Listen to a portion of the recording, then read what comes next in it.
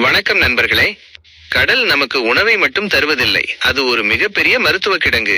நாம் சந்தையில் மீன்களை வாங்கி சமைத்து உண்பதோடு நமது வேலை முடிந்து விடுகிறது. ஆனால் நம் கீழக்கரை மற்றும் அதை சுற்றியுள்ள பகுதிகளில் இருந்து கோடிக்கணக்கான ரூபாய் வருமானம் ஈட்டும் வகையில் கடல் வாழ் உயிரினங்கள் நேரடியாக மருத்துவத்துறைக்கு பார்மா இண்டஸ்ட்ரி கொண்டு செல்லப்படுகின்றன என்பதை நாம் அறிய வேண்டும். முற்றத்து மல்லி மணக்காது என்பார்கள்.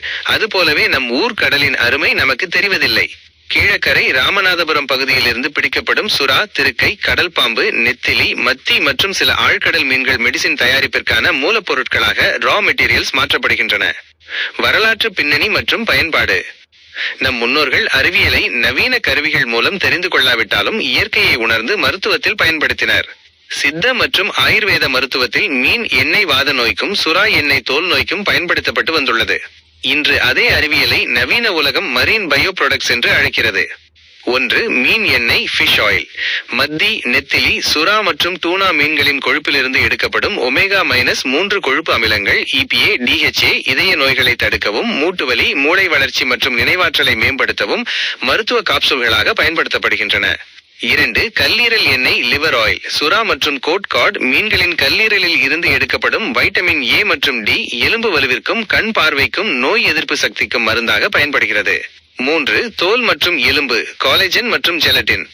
மீனின் தோல் மற்றும் எலும்புகளில் இருந்து எடுக்கப்படும் கொலாஜன் காயங்களை விரைவாக ஆற்றவும், அழகு சாதன பொருட்கள் காஸ்மெட்டிக்ஸ் தயாரிக்கவும், அறுவை சிகிச்சையில் பயன்படுத்தப்படும் கரையும் தையல் நூல்கள் சர்ஜிக்கல் சூச்சர்ஸ் தயாரிக்கவும் பயன்படுகிறது.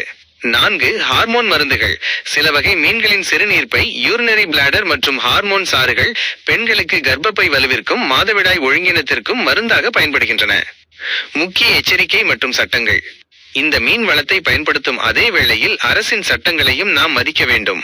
கடல் அட்டை, சீ கியூகம்பர், கடல் பாம்பு மற்றும் சில வகை சுறாக்கள் வனவிலங்கு பாதுகாப்பு சட்டத்தின் கீழ் பிடிக்கவும் விற்கவும் தடை செய்யப்பட்டுள்ளன. சட்டவிரோத வர்த்தகம் நடந்தாலும் அதை நாம் ஆதரிக்க கூடாது. நிறைவாக, கடல் மீன் என்பது சாப்பாடு மட்டுமல்ல, அது மனித மூளை, இதயம், எலும்பு மற்றும் தோல் நோய்களுக்கான ஒரு பெரிய மருந்தகம். கீழக்கரையிலிருந்து தூத்துக்குடி, சென்னை, கேரளா மற்றும் கர்நாடகாவில் உள்ள பெரிய மருந்து நிறுவனங்களுக்கு இந்த மூலப்பொருட்கள் செல்கின்றன. இயற்கையை மதிப்போம், கடல் வளத்தை காப்போம். நன்றி. SAK முசப்பிஹு. இந்த உரை உங்களுக்கு பயனுள்ளதாக இருக்கும் என்று நம்புகிறேன்.